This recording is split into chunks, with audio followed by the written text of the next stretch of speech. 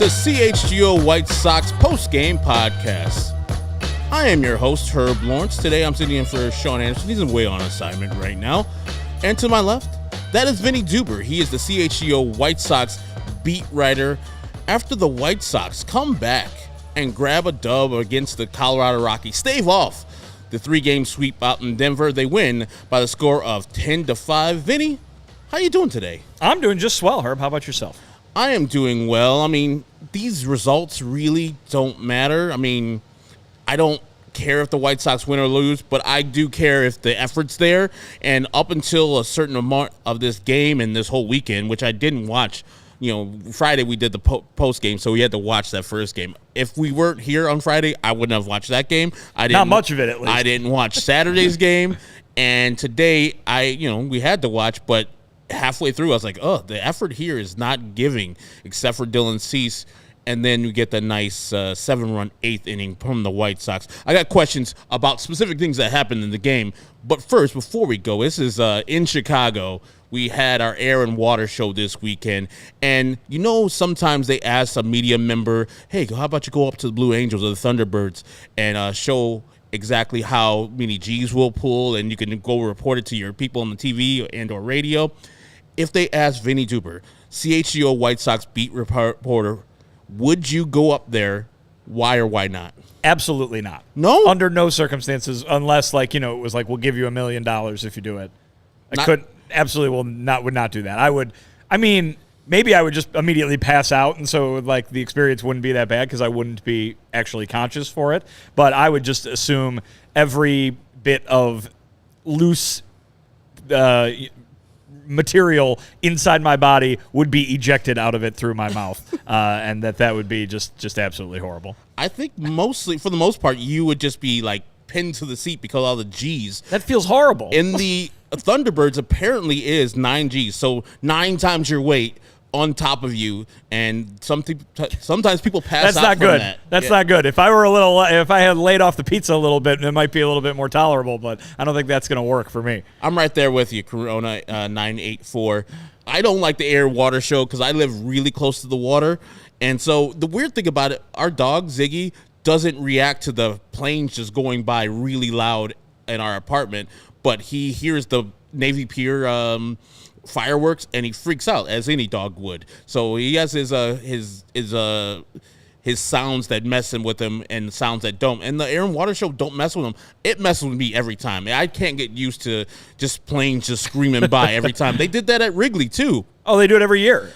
In fact, I feel like almost they purposefully schedule it so it's during a Cubs home weekend because, and they were already doing it on Wednesday when we were there for the Crosstown. But, I remember being at a game at Wrigley Field as a little kid, and then the planes start going over, and the stadium is shaking, because obviously this was before they reinforced everything at Wrigley, and this was back when things were cracking apart on a regular basis. But it was just crazy. I think I told you, Herb and Sean, after our show on Friday about my first day as a Chicago resident. Back when I moved to the city, here's how lack of experience I had with living on my own. I had no idea that I had to set up my own electricity because when I moved in, the electricity was on, everything was working. I'm like, all right, there. I guess it works. It's part of the rent apparently.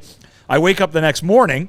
It was hotter than hell because the electricity is off. Okay. It was early August and the electricity's off. The fan's not going. The air conditioning's not going. So and I have no ability to connect to the internet to set up an electricity account with the fine folks at ComEd. Yes. So I need to go walk to the library to do this. And I start walking down the Fullerton to the library there in Lincoln Park over by DePaul. Yep. I wake up with no power, no internet access, and I'm walking down the street, and jet planes are going over my head because it's air and water show weekend. And I'm like, oh, well, I went to bed and everything was fine, and I woke up and we were at war with someone. What in God's name is happening? The air and water show, not exactly entertaining so much as it was very concerning that first weekend in Chicago. Vinnie said $1 million to get in it. How much would you have to get? I would do it. You would do it? Yeah. For free? For free. Oh, that's crazy. That's a thrill of a lifetime. I am not a daredevil. As I said, I don't like the air and water show necessarily. I will never go to spectate that thing because I don't like planes just going fast and boats going fast in the water. It's just dumb to me. But wow.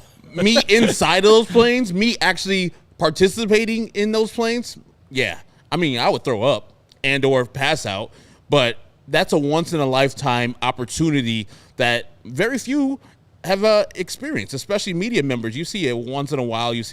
I saw Mike Martinez from WBBM 780 up in a plane. I would do definitely, hey. 780? Yeah. The radio? Yeah. You've got no video of it? They broadcast. No. Well, they did a video of it, but they broadcast the air and water show on the radio. Very boring. I remember when I was Wait, they broadcast the air and water show on the radio? Well, how does that go? Hey, it's flipping. Wow, man, what a plane. It's an entirely visual experience. Yes. I mean, we broadcast the marathon on the score back in the day. Hey, man, that man is running. Man, so is that guy. Look at that guy behind him running, too. But at least that has an outcome. You know what I mean? At least it's a something, with a definitive ending. Yeah. This is literally, visual going by you. It's like broadcasting fireworks. Oh, man, look at that plane. It's blue. It's going fast. There's a couple of them by each other. They shouldn't really touch each other. But you buried the lead when you said you moved into the city. By yourself? You had your own apartment in Chicago? No, I had a roommate. Oh, okay. I'm about to say. I was like, but he went to work. He got up and went to work. Oh. I worked in sports media, so I didn't have to be at work till 5 o'clock at night or something. I was wondering. That. I was like, Rich Vinnie, going from the parents' house right to your own place. I was like, man, you lived the Chicago experience early and often. But yeah, I would do that, Steven. Why wouldn't you? I'm scared of heights. I can't even do roller coasters. No? Last time I went to Six Flags, I had my eyes closed and was just hyperventilating on every single ride I was on. Question: why'd you go to Six Flags? An ex-girlfriend made me. Okay. Like she was an ex at that time, or ex? No. She was a current girlfriend at the time, and she made you. She forced you. Yes. Would you guys pretty much, yeah. in high school? Did you break up? Did you break up over the trip to Six Flags? No, but man, maybe I should have. That was a little much for me. Should have known right there. Yeah. But yeah, I would do it. It's a thrill of a lifetime. Who else could you, like, you're at a dinner party, people are like, yeah, I did this, that, and the other. It's like, I went up in a Blue Angel. Now what, Charlie? Now what? In your face, Charlie. Yeah. I'm better than you. You're like, oh, wow, you did? How is it? It's so droll. Nice stuff. I was like, yeah, it was great. I passed out 3 times. I came back to report on it. It was great. I want to hear more from this dinner party, this fictional dinner party you're at. Yeah, Charlie's like, oh, well, I went to the White House. It was great. I told this guy this, whatever, my taxes need to be lower. I'm like, well, Charlie, I went to the Blue Angels. So was this Charlie? Calm down. Yeah, oh, my Charlie. God. But, all right. And he's in a Charlie's always trying to one-up me. He's a pilot. What a jerk, trying to one-up me. Would you go in the Blue Angel if you were in the Blue Angel with Bet Check Charlie? I mean, he'd be looking forward, but if he never looks backward, yes. I'm like, Charlie, Bet Check Charlie, we cannot look at each other while you're flying this damn plane because I would freak out both from the G's and your face right now. Goodness gracious, he's the scariest guy. We don't have a Lewis University read today, but whew, if you need a jolt, if you never need coffee and you don't have any available, just have Bet Check Charlie in your phone. He'll wake you up in a second because he's the star of my nightmares.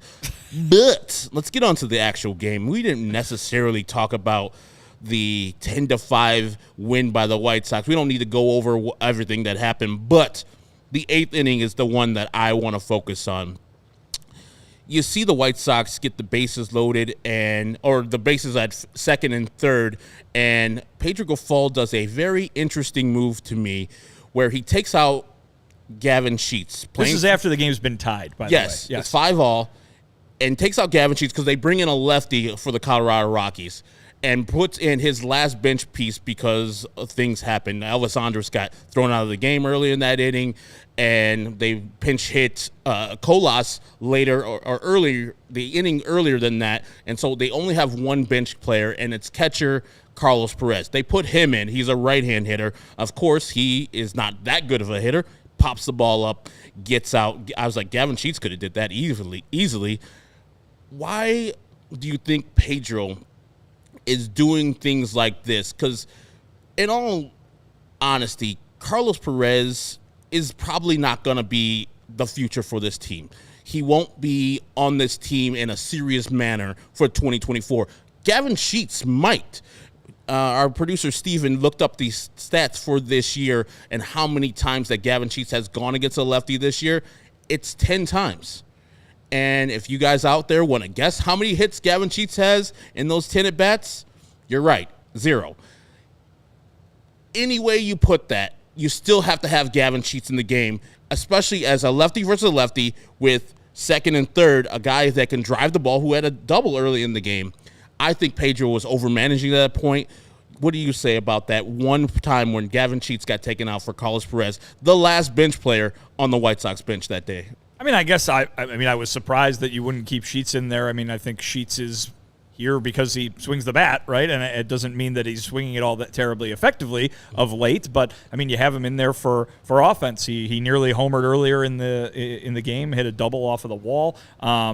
He's a guy that can knock the ball out of the ballpark, and when you're in a tie game trying to keep a rally going, I guess you want to string some hits together, and having some power in there is certainly a benefit. So in that moment, that exact specific move, yeah, I was surprised. I don't really see Carlos Perez as a big offensive force. However, I believe he did have 2 hits last night. But and then he pops out, and it's basically the same thing. I think the bigger question, the bigger topic of discussion is you take a step back and look at that big picture. Why is it that Gavin Sheets only has 10 at-bats against left-handed pitchers this year? It seems to me that they kind of made up their mind long ago, well before Pedro got here, that Gavin Sheets can't hit lefties, and you might as well not even let him try. I remember talking to Gavin, I think it was spring training 2022, so before last season, asking him, hey, the numbers are kind of skewed in the direction they had him and Vaughn as some sort of platoon kind of for a little bit there. Mm-hmm. And it was like, how are you going to be able to step away from that? Are you going to be able to hit both righties and lefties? And he's like, yeah, it's just about getting reps. They're not giving him any reps. And I guess they made up their minds that they've seen all they need to see from him swinging against lefties because they're not even trying to put him out there. So, listen, Gavin has not had a very good season offensively. His numbers are not very good against right-handed pitchers, let alone against lefties. So, I get it that he's maybe not the guy that's should be expected to deliver in that kind of situation given the season that he's had. But I would just posit the question, like, how are you going to know that he needs to come out versus lefties if you're never going to put him in there against lefties? Again, they have the big book of data in front of them, right? They have these meetings every single day. They've got entire folks that are, their whole job is putting this data together. They determined for whatever reason that Gavin Sheets is a no-no versus left-handed pitchers. So go ahead and do what you got to do, I guess. But they don't really seem to give him much of a chance to change that.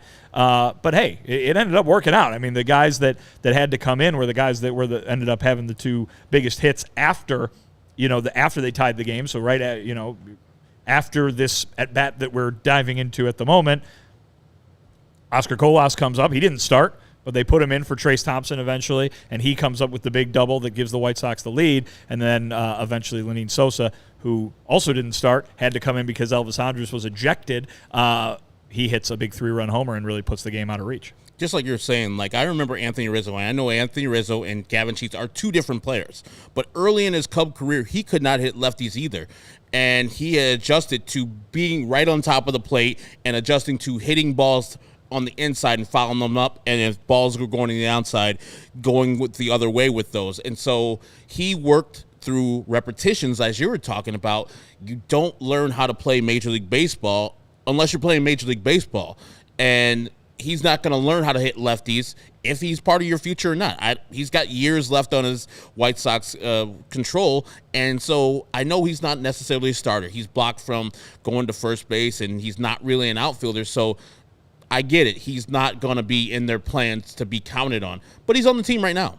If we're doing this developmental thing, which I know Pedro's looking more for wins than development, which I think is a flaw, and I'll get back to that in a second, you should have Gavin Sheets versus a lefty there with the base open to first base and see if he can do the job right there. If he can just say, okay, my job is to hit the ball in the outfield to get this runner in from third, or my job is to hit the ball deep into the right side of the infield so it can get the runner in from third and make this guy go from second to third. Just so you could see if he has it in him. Giving him no chance to do it at all, to me, is a mistake. But as you said, it worked out well. I mean, Carlos Perez got out. They automatically walked Yasmani Grandal. to get to Oscar Colas, another lefty batting against another lefty. And he same lefty. Yeah, and he served that ball to left field and got the job done. Now, Oscar Colas has a future with the White Sox, assumed to be the right fielder of next year. He's getting all the starts, hopefully. This is what I want to talk about Pedro, though. You said Oscar Colas came in late. Same thing with Lenyn Sosa. Both contributed big time to this victory. Why, oh why? Is it just simple that Pedro wants to get wins to put Trace Thompson in the game, and much less effect as Elvis Andrus starting, because he's been hitting the ball well, especially this series versus the Colorado Rockies. But why is he not in the game every game, Oscar Colas? Why Lenyn Sosa is up here in the game every game to get the reps that he needs? Because they're both maybe part of the White Sox immediate future. I mean, listen, I'm not here to argue a point, right? I don't want to. I want to make that clear before I go launching into explanations. I would probably say, yeah, Oscar Colas should be playing the majority of the games. But to answer your question, why wouldn't Oscar Colas be playing every single day? You can't have your bench players sit there and rust on the bench, I guess, is kind of what it comes down to, right? Trace Thompson, isn't starting very regularly. Go throw him a start. I think that's part of it. When you have a young guy coming up, is playing, and you're trying to develop him, playing every single day might have an effect on your stamina, right? Mm-hmm. We've seen it with Andrew Vaughn. We saw it with Andrew Vaughn the first full season he played in the majors. He ran out of gas real bad at the end of that year. Now, Colas has obviously had a much different story this year where he's gone down to the minor leagues and come back up, but it could be as easy as that. While Tim Anderson is suspended, like you said, wouldn't look over to Elvis Andrus. Not only is he hitting very well at the moment, but he's the shortstop. Tim Anderson, I think this is more of a question of why wouldn't Sosa be playing over Remillard, right? Again, it's probably a playing time thing. As we heard Pedro say back before Sosa was even on the big league roster, it was, at second base, assuming Tim's going to be at shortstop, want to split the time between Elvis and Remillard. I mean, I think they look at Remillard as a young guy, too, who maybe should be getting some run and being able to develop. Obviously, he has fallen off quite a bit after a nice start to his big league career. So, there's a lot of reasons that it could be happening. It's not always as easy as plug in the guys that you want to see there every single day, because that's what you do in a video game kind of thing. There are other things that a manager is privy to that we're not, in terms of how guys are feeling and how guys are responding to what the coaches are telling them, the work that they're doing, and maybe just literally just getting guys a rest and making sure other guys get playing time as well. So that's the answer to that question of why it might be happening. Again, Pedro said that he wants Colas to play every day. He said that it is important for Colas to play every day. So if he's not playing him every day, there's obviously a reason for it. He's not just going like, forget Colas's development this day. He has harped on Colas's development over and over again. It's very important in Pedro's mind that Colas gets the experience in game that he does to develop the way that the White Sox need him to develop, because he needs to be ready to be a reliable everyday right fielder at the major league level come opening day next year. And the thing is, tomorrow Eloy Jimenez comes off the paternity leave, so somebody has to go down when Eloy is coming back up.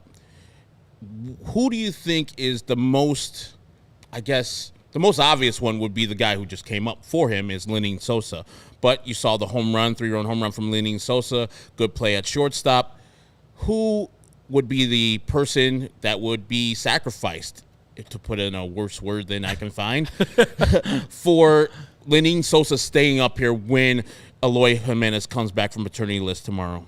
Yeah, I mean, Steven, if you want to show that quote that Daryl tweeted out from Pedro earlier today, it was kind of non-committal, right? He was asked whether Sosa is going to stick around. Obviously, Eloy back tomorrow and TA back on Wednesday. TA is not really bothered by a roster spot, but obviously would affect that playing time. And so Pedro says, not real sure. We have some decisions to make when we get home. Timmy comes off suspension. It's a good question. We've talked about it, but we're not ready to make a decision on it yet. And I believe there was a follow-up tweet where he mentioned that, hey, those rosters are going to expand, even if only by a little bit these days, on September 1st. So Who's the most likely to go down? Probably Lenyn Sosa, right? With the idea that you could bring him right back on September 1st, and it really wouldn't be that big of a deal if he misses the next, a week and a half of games. But maybe it is a big deal in the minds of some who want to see if Sosa can develop over the course of the remainder of the season. So in the case where I have to provide another name, I'm guessing Zach Remillard, right? I mean, he would be the guy who would go down and then be easily called back up if you need him. Again, we don't know really what the future is with the catcher position, but you're going to always have at least two. Yep. So while Sebi Zavala is on the injured list, it's going to be Grandal and Perez unless they decide something different. So, the weird thing there is that TA coming back from suspension makes a difference. Are you going to keep Lenyn Sosa around, make it a point to keep Lenyn Sosa around if you're Pedro Grifol and you don't plan on playing him very much because, hey, TA at shortstop, Elvis at second, Elvis is hitting well, that's the guy you want out there, okay, but that's not a lot of playing time for Lenyn Sosa. So if Zach Remillard were to go down, does Lenyn Sosa plug in as that utility kind of backup guy? Moncada needs a day. Lenyn Sosa can play third, but are you keeping him around for that sole reason, or do you want him to just go get every day at bats at AAA? So Sosa going down might be just the easy answer for when Eloy comes back from the paternity list. Yeah, and I think also that when Tim returns, it's probably, as you said, going to be TA at short, Elvis Andrus at second. Even though I disagree with it, Elvis Andrus has been playing well. He's been playing his ass off this weekend in Colorado. Had a home run, had a double, had stole home the other day. Like, he's doing well, but also for a team that is, 27, 26 games below 500. So what does it really matter? After the break, we will talk about Dylan Cease's day and how he did versus these Colorado Rockies. But CHGO is supported by Goose Island Beer Company, Chicago's beer since 1988, with a complete beer roster of Goose IPA, Tropical Beer Hug, 312 Wheat Ale, and Full Pocket Pills. I'm drinking right now a delicious hazy beer hug, a 6.8% delicious. It doesn't even feel like 6.8%. It just goes down smooth. If you watch my chug videos, they go down really smooth. I've even drinking the tropical one, I think has 9.9. I drank that the other day in the small can. I think on the pregame, if you watch Friday's pregame. If you watch my chug videos, is something you just said. Yeah. That's why I did that for the 108 tournament. Vinnie, that's the only thing I'm good at, chugging beers. Vinnie, can I ask you? Ask away. In the 312 roster, or in the Goose Island roster, what is your favorite beer? I love the 312. Mm-hmm. They have some seasonal releases every once in a while that I do get hooked on for a short period of time, you know what I mean? But the one that you can go to every day, and certainly this is the best part about it, no matter what bar you walk into in this city, yes, it's going to be there. All reliable. Hey, give me a 312, you're going to get a tasty beverage.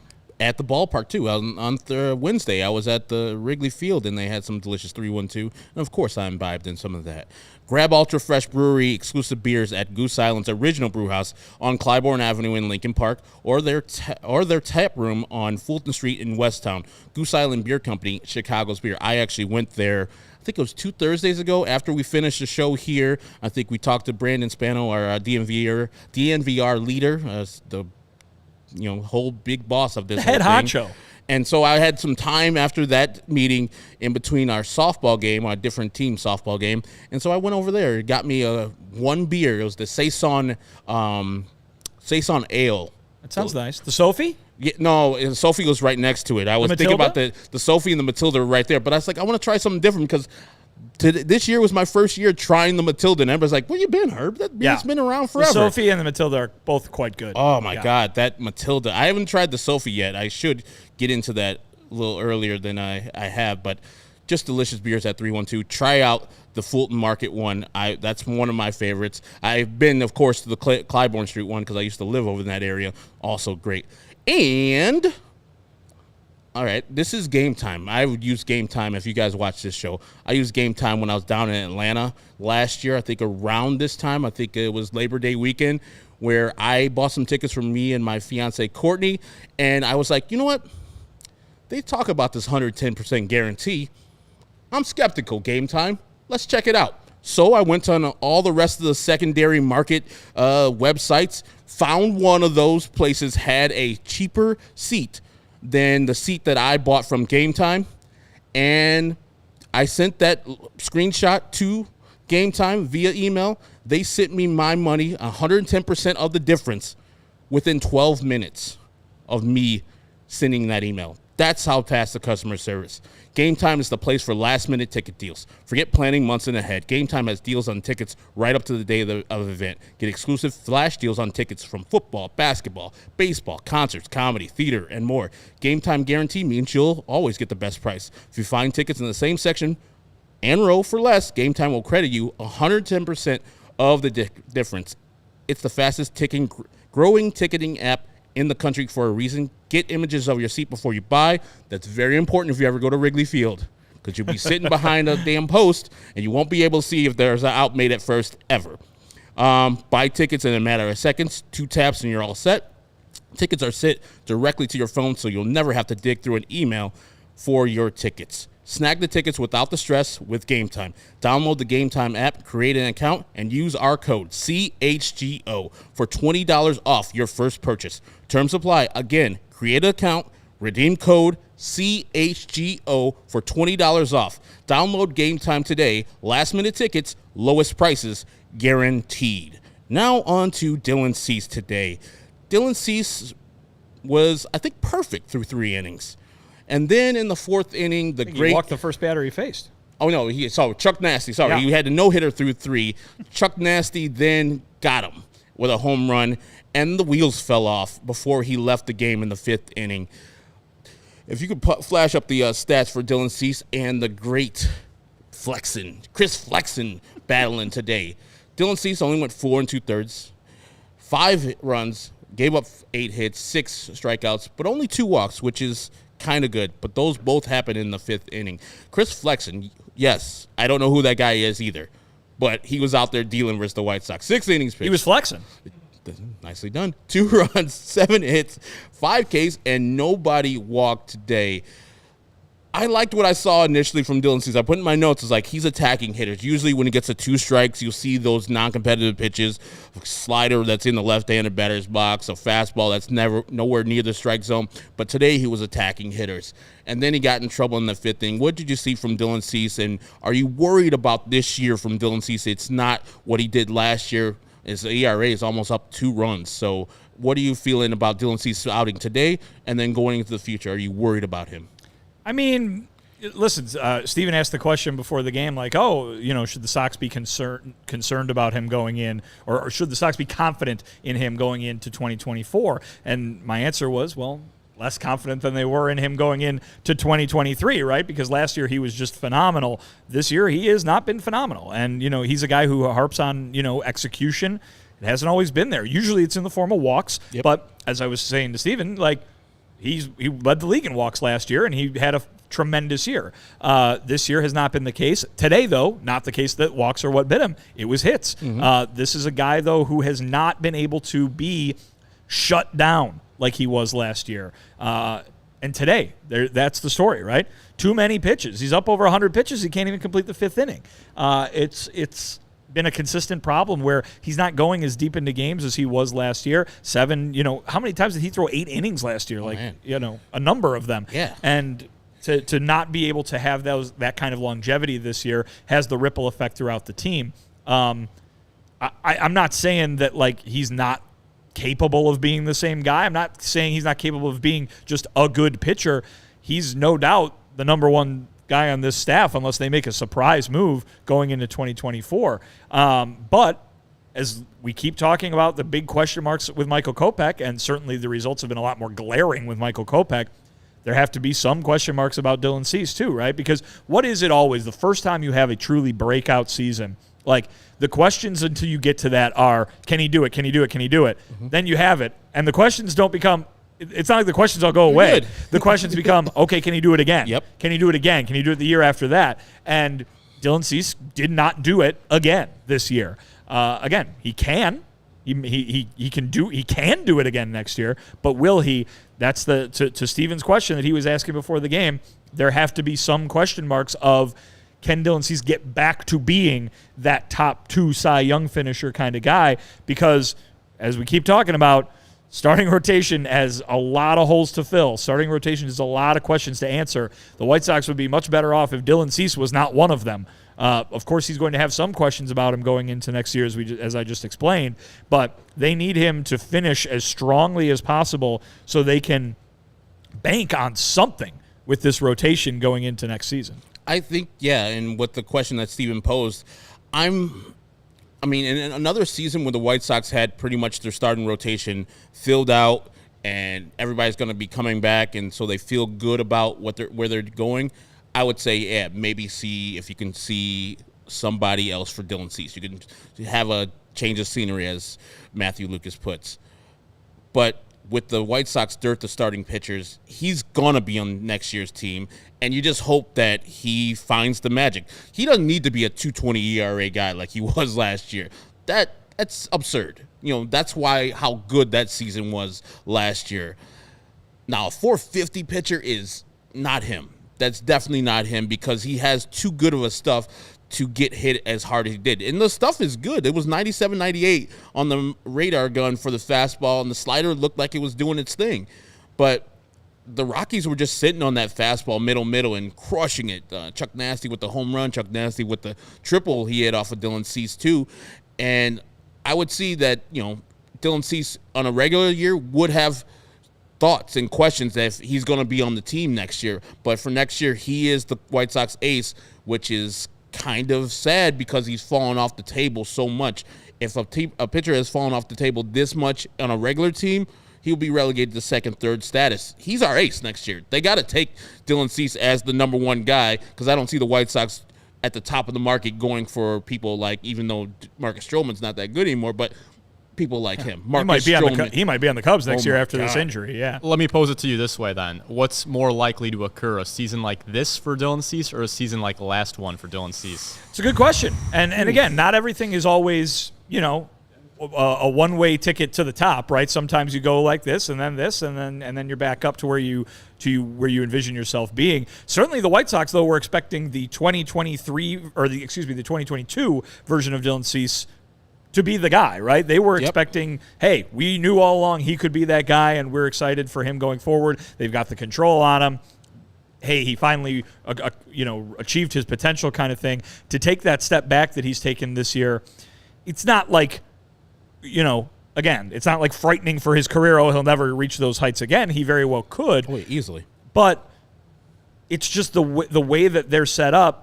They need some certainties in the pitching on the pitching staff. They've got basically none of it right now, and that is a big problem. They're going to need to either go out and pay with dollars or trade pieces, right, for some certainty in that rotation because Kopech's giving you none of it. And while Cease is posting, you know what I mean? Yep. He's not. It doesn't seem to be a stamina issue or anything like that. Any physical issues. To be a guy that was a lock for going 7 innings a game, to be a guy that's a lock for going 5 innings a game, and he didn't even reach that today. Man, they've got a lot of questions to answer on the pitching front. And those two pitchers the White Sox do have walk a ton of hitters, and there was a couple tweets that were sent out yesterday and today. One from Casey Boguslaw, one I think also from Chris Kamka, the stats maven for NBC Sports Chicago. Simple stat from Casey Boguslaw Twitter. Walks taken, hitting. Walks given, pitching. Team totals from 2012 to 2023. In those seasons, the White Sox have been at the top of the list 4 times out of the 7 seasons since. Not 7, it's more than that. It's 9 seasons. But they're at the top of the order with negative walks taken versus negative walks given. So they've given up more walks as pitching than they've getting as hitters. So right now they're at negative 194 and still counting for the year. Their 2017 team was at negative 231. So they walked 231 more people than they got walks for their offense. That's not good. Why? And it's real bad. It's 2017, 2018, 2019, 2023. Those asking, 2020, they had a negative walk given and taken. It was like at 23 because of 60-game season. And I think in 2021 they had a positive one, so it was 100 more walks on the offense than they gave up via the pitching. So is there a fix? Is there a whole, like, teardown of the offensive system the White Sox have? Because obviously their pitchers are not going anywhere. The two guys at the top walk the yard all the time. We got Michael Kopech leads the American League in walks. Dylan Cease is always up there.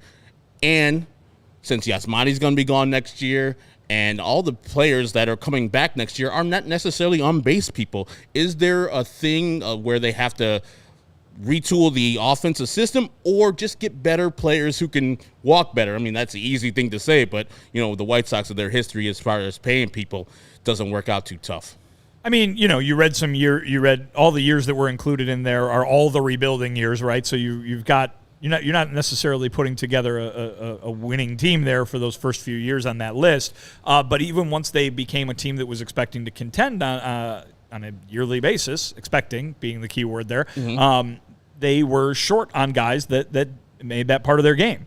Grandal was supposed to come in and kind of revolutionize that, right? He was a guy that I believe led the National League in walks the year before he came to the White Sox, and in Yoan Moncada's big breakout season, he had a bunch of walks too. So, I mean, this was a guy who was supposed to be able to contribute to that on-base skill there. You remember last year, who was the big walking guy? Jose Abreu. He's off the team this year. You know, the free swingers, if you will, of Tim Anderson and Luis Robert Jr., they're going to be there. And you know, Andrew Benintendi's supposed to help with this, but maybe not in the degree that anybody had hoped. So they've got to get players who can do that with their skill set. They have gone out and targeted those kinds of guys in the past, and they've brought in a few of them, but it hasn't been a real big part of the skill set of the guys that they've brought up, Moncada excluded, you know, and even he has struggled in that department compared to what he had been in the past as well. So you got to get guys that understand the strike zone. That's literally what Pedro is constantly talking about, is when it comes to the offense and why they've been struggling. They're not in control of the strike zone. They're swinging at pitches outside the strike zone. They're not doing what they're supposed to be doing. If you're not as flailing as much as those pitches out of the strike zone, you're walking a whole lot more. And I think that, you know, and this is something that Tony said a lot too over his 2 years was, hey, if you're having a good at bat, if you're looking for good pitches, if you have good control of the strike zone, the positive result is going to be more walks. It's not like you go and teach a guy how to walk. You teach him to do everything, and walks are a positive result of that. The White Sox, as a group, have not been showing that they have that skill set this year. Not just the skill set to walk, but the skill set to control the strike zone at all. Even guys that are having a very good year, like Luis Robert Jr., is having it because he's getting hits and home runs and doing really well. And Luis Robert Jr. has been better at that, by the way, controlling the strike zone, but he's looking for the pitch he can hit. Other guys might be looking for a walk, as we've seen from Yasmani Grandal over his time in a White Sox uniform. So, yeah, they need to be better. They haven't been very good the last couple of years, not just at walking, but just at hitting in general, and those things go hand in hand. Guy that hits a lot we'll talk about after the break when he comes into town tomorrow with the Seattle Mariners. But thank you to Matthew Lucas, Matthew Cortese, Ellie Stein, some of our regulars all here, White Sox, Tom, all of our guys. I think Schles Poppy's in the house too. So thank you very much, and hit that thumbs up if you like what you're listening to. Thank you very much. We really appreciate you joining us here on CHGO White Sox Postgame. But our sector decorations, like this man right here, you see him, southpaw carrying that orange White Sox flag. Classic orange White Sox flag. Yep. It's been donated by our folks at FOCO. So go show them some love. Get fitted in the best sports gear around. Hoodies, shoes, signs, bobbleheads, and everything in between. It's not spring anymore, but it's baseball season. Aloha shirts, straw hats, polos, bags, everything you need for a game. Check out foco.com or click the link in the description below. For all non-presale items, use the promo code CHGO for 10% off. Here's a question for you, Herb. Yes. So you know how, I think is it the Yankees who, their minor league affiliates, they change the team names all to the Yankees, yes, right? So every team all the way down is the Yankees for the most part, I think. How would you feel if the White Sox took all their minor league affiliates and changed the team names to Sox, but they're all different colors of socks. So you could cool. have the Charlotte Orange Sox, The Periwinkle Sox. the Kannapolis Turquoise Sox, Oh, perfect. or even you could even make it funnier. You could have the Winston-Salem Polka Dot Sox. That's just fun to say. That would be great. I think that's a $1 million idea right there. Sell a lot of merchandise. Very on much Foco. so. And you would be, streamlined throughout the. You would. You'd be Everyone's a Sox. We're White Sox, and we're Sox. We got to battle for the Sox. Yeah. SOX on the chest, and keep the Old English too. You could have everybody could wear the same jersey, but in different colors, like a Little League. Look at you, league. man. Yeah. Brooks Boyer better watch out. Maybe I'll bring this up to Brooks. Tell him. Yeah. It's like, Brooks, come on. You guys own those teams. The Polka Dot Sox. No one cares about the Birmingham Barons. The Care about Argyle Sox. The Birmingham Burnt Orange Sox. There we go. The baseball season is in full swing, and DraftKings Sportsbook has you covered for our national Baseball season is in full swing. DraftKings Sportsbook has you covered for our national pastime wagers. Get 50% off 50% profit boost on MLB bets that you can make, and MLB same game parlays. You get 100% profit boost only on DraftKings. Now here's a long read that Sean does. I'm not happy about it, but we're going to do it anyways. Download the DraftKings Sportsbook app now and use code CHGO. New customers can bet just $5 and get $150 in bonus bets instantly. That's only on DraftKings Sportsbook with code CHGO. Gambling problem? Call 1-800-GAMBLER. In New York, call 1-877-8-HOPE-NY or text HOPE-NY. That's 467-369. I should have did that like Tommy Two Tone. 467-369. No one? Anybody? No one? No one?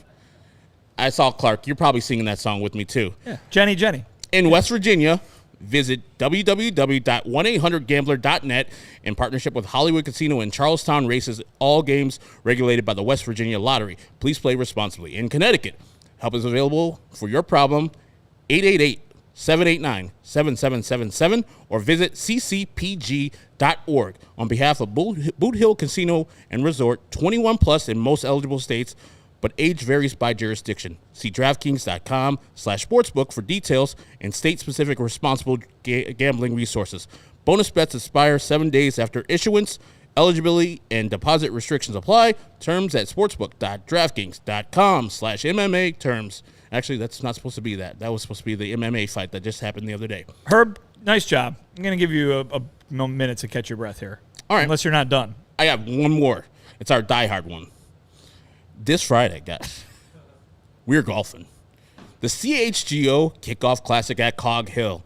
Mercy, August 25th at 9 a.m. 18 holes with a cart. Exclusive CHGO Pins and Aces golf towel for all players. Hole contests, giveaways, prizes, lunch, drinks, and a ceremony after the round. And you as a diehard, if you're a diehard like my guy Clark, you get a diehard discount. So join us. I think it runs out by tomorrow. So go and get your tickets now so you can join us on Friday while we go and golf. Me, Vinny, Steven's going to be in the house. I'll be winning the thing, actually. This will be Steven's day to shine. Yeah. Steven thinks he's a good golfer. He says he's a good golfer. No, I'm not a good golfer, but my foursome is. Oh. I'll be riding their coattails to the top. Yeah, so Steven's got some ringers out there. Ringers. His friends are good. Is that my guy Daniel going to be out there? Hell no. Oh. I bet they tuck in their shirts and everything, don't they? One of them definitely does. See, yeah. If you're a shirt tuck guy, you're gonna win. While golfing? Yeah, that's tough. Yeah. It's an odd move. And wearing those like shorts that are like really shorts, but they're khaki. Yeah, with a belt on it. You're drawing the picture of this guy perfectly right belt? now, guys. He wears a belt? Oh yeah, the golf belt. Yeah. Wow. Visor? No, he's a hat guy. Okay. Yeah. But a golf brand hat, I bet. Oh yeah, it's not definitely just like some hat. Callaway or something like that. Yeah. If you are a CHGO diehard, you already know you get the great deals. But if you're not and you're wanting to become one, we got podcasts and live shows for every team every day. Post-game shows like your one you're listening to and or watching right now. Premium written content for all members at CHGO at allchgo.com from guys like my guy Vinnie Dubert. You got Adam Hogue writing some stuff. I think Greg Braggs write a couple articles. Wow. Maybe even they let Braggs get to the keyboard, huh? He just pounds all the keys and it just comes out words. Bears! Blurst of times. I'm just happy about the Bears and Purdue sucks. That's what he says. I'm just doing the. I thought he likes Purdue. No, he hates them. He cheers for him, but I just at editorialize right them. there. Gotcha. Like, Perdon't sucks. And he says Perdon't too. Post-game shows, 20% off of all events. Dope merch for all teams like this shirt. You get a free shirt when you become a diehard member too. So any shirt in our catalog. If you've seen the 8-bit shirt that I wear, great. The QB1 shirt, awesome. The CHGO Mike Ditka style shirt, you get one of those for free when you become a CHGO diehard member. And you join the members-only discourse. You can talk to my guy, Clark, who's in the Discord all the time. I think some other people, the Rican Runner is in the game. The Ellie Stein's in there. I think he's a diehard. Good job, Ellie. I really appreciate you becoming a diehard. So, allchgo.com. Become a CHGO diehard now. And then join us for golf this Friday if you sign up by tomorrow for the AllCHGO Kickoff Classic. Now. Herb, take a breath, take a sip. I gotta update the folks here. About Stoney? Yeah. So according to Daryl Van Scown of the Chicago Sun-Times, the bright one, he's out there in Denver, he tweeted, broadcaster Steve Stone left the booth during today's game due to stomach issues. Okay. So there you have it. Hey, man, as I told you before, I've gone out to Colorado in 2017. Thought I was hot stuff. Young, happy. Took some of the stuff. I know Steve didn't probably take this. I'm just relaying my story. Took some of the good stuff that was available and legal back in the day. You can probably get it from Sunnyside nowadays. I took too much. I took a 10 milligram and was down for the count in the 5th inning at Coors Field. And then the next day, no, sir. Stomach issues is to put it lightly for your man's here. So you had a lovely view of that natural scenery in Denver, the inside of your hotel. Oh, my goodness. Yeah. I've never done that before, since or before that, and I won't go into too much details, but you guys know. It wasn't like regular stuff. It wasn't regular diarrhea. It was, Wow. All right, here we go. Yeah. Graphic. We need that to put an explicit content warning that on this, altitude perhaps. sickness is no joke. You ever go to Denver, drink water. Drink as much as you can. If you can have some alcohol, cool, but tune it out with some water. Make sure your innards are good because that altitude sickness gets on you, and you'll be done. And I got you, Steve, so I hope you're good, brother. I hope it wasn't altitude sickness. You just had a tummy ache. That'd be great. I mean, not to brag, but I've been to Colorado several times. Beer is fine. No? Yeah. It never messes with you? Nope. You didn't do the other stuff? No. Yeah, that's probably why. I know Stoney doesn't do that. He doesn't imbibe in some of the good stuff. But the last thing we got for you, Vinnie will be at the game tomorrow. And Julio Rodriguez. He will also be there. He'll be there. Yeah. He just set an MLB record, I believe, for 17 hits in a 4-game span. He wasn't doing this versus garbage. He just did this versus the Houston Astros. Today he got one more hit. He went 1 for 5, so he cooled out a little bit. But I was wondering, do you think players get excited for exciting young players to be a part on the other side of them, or exciting young pitchers to be on the other side of them? Or do they just like, oh, it's just another game. I'm just going to play this game out. I don't really care who's on the other side of me.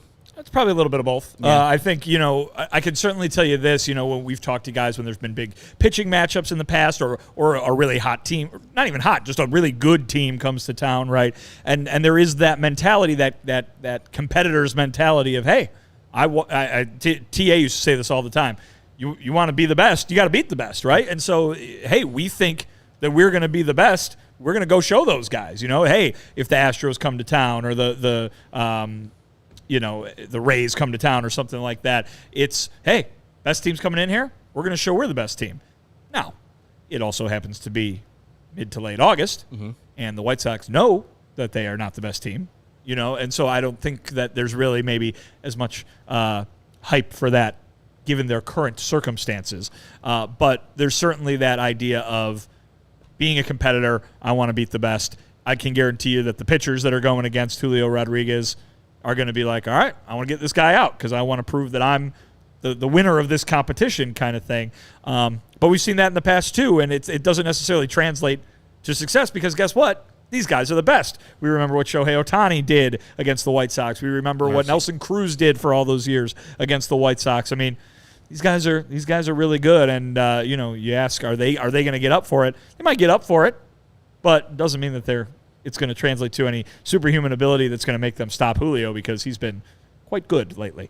I wonder about yourself as the media member. Do you I know you're impartial when you go to the ballpark, but if there's a marquee player there, do you like say, okay, at least my job is going to be a little bit more interesting because this guy's at the field today? Like Julio Rodriguez is just an up-and-coming star. He's not Shohei Ohtani, but what he just did is phenomenal. It's never been done in the major leagues. Do you or any of your colleagues like say, okay, instead of playing the Royals or the garbage teams that we usually see here at Guarantee Rate, it's nice to see Julio Rodriguez, something that's ascending to the top of the league. Yeah, I mean, listen, at the end of the day, while we're, paying attention to certain things and writing and interviewing guys and everything, we get to go watch a baseball game. And the more entertaining, the better. And, I couldn't stop talking on Thursday about how great that game was to watch on Wednesday night, yes. Even though everybody here in the chat was all mad about it. And so, when Mike Trout comes to town, when Julio Rodriguez comes to town, when Mookie Betts comes to town, it makes it more fun to watch, and absolutely it gives you a reason to look up and focus even more because these are guys that this is why you're watching, to be entertained. Julio Rodriguez during that 4-game stand, his batting average went from 256 to 278. Man, pretty big jump. Yeah. On fire right there. That's, just a young, good player. The Mariners, I think, are in the wild card right now. They will be the third wild card right now after trading off at the trade deadline. So Julio Rodriguez is bringing them up to the standard where I thought they were going to be at the beginning of the year because they went to the playoffs last year, and I was expecting more from them. I was expecting them maybe even competing with the Astros. I wasn't thinking about the Texas Rangers for that AL West crown, but it's really good to see that this young player is doing his thing, and this will be this whole week. You'll get AL West this whole week. Exciting Seattle Mariners. Worst team in baseball, Oakland Athletics. You looking forward to that, Vinny? I'll be there. And before we leave, today the White Sox, by winning this game, staved off going below the Colorado Rockies in record. So, Steven, do we have the tankathon? Available? I could do the simulation if you like. We're doing the tankathon. We're doing this every day now? Every game. All right, let me get a poll up. We got 20 likes. So if we get to 30, we get 3 spins. Right now, we only got 2 spins available to us. So if you're in the chat and you haven't liked it yet, like it real quick, and then call your friend. Tell them to like it. Then we get 3 chances to spin the tankathon wheel, where the White Sox are currently in 4th place. And so here. 4th worst team in baseball. If they get number 1 when he spins it right now, we'll be done. What happens? We celebrate. Do you even know who they're getting? Some guy named Honeycutt, I believe, is the odds-on favorite. They have someone named Honeywell already. Yeah, Brett Honeywell with his luscious flow of locks. You ready for us, Steven? Yeah, I got it. All right. We're going to spin this wheel real quick and see where we're going to go. And you people who are listening on the podcast, I'll just give you the play-by-play when it goes out. Steven, after you. Big money, big money, big money. Stop. The White Sox won. Let's go. Can I be like Greg Boyson? Or not Greg Boyson, Mario Terabasi just yelling on the thing because we got Connor Bedard. But you don't even know who you got. You got a player. You got Honeycutt, Vinny. Come on. Maybe. We don't need any more. We're good. The White Sox win. So they should just stay in 4th place. Look, the Rockies are number 2 again today. Perfect. There. That's perfect. If the White Sox got the first pick in the draft, I don't know if they've had a first pick since Harold Baines. Yeah, it's been a long time. I think the other day we did that trivia. I think Harold Baines, King Griffey Jr., and then Larry Jones Jr., Chipper Jones, got into the Hall of Fame as number 1 draft picks overall. So we need that. We need that man to make the Hall of Fame. And the White Sox have a good track record. They're number 1 pick in the Hall of Fame right now. So for Vinnie Duber, he'll be at the ballpark tomorrow covering White Sox Mariners, and we'll be covering that game with a post game after the White Sox win that game versus the Mariner. My name is Herb Lawrence. You can follow me on Twitter, Ecknerwall23. Sean Anderson, who's usually sitting right here, he'll probably be back tomorrow, but he's on assignment right now. Sean_W_Anderson is the way you can follow him on Twitter, and our guy Stephen Nicholas. You can't follow him on Twitter because he's incognito right now. But one of these days, we're going to get him on X. On X. You don't do you want to be on X, Steven? No, I don't want to be on X or Twitter for that matter. Right when it closes, and Steven will be there. He'll be on X. Yeah. So join us tomorrow when we'll have another thrilling, exciting version of CHGO White Sox Postgame. Peace.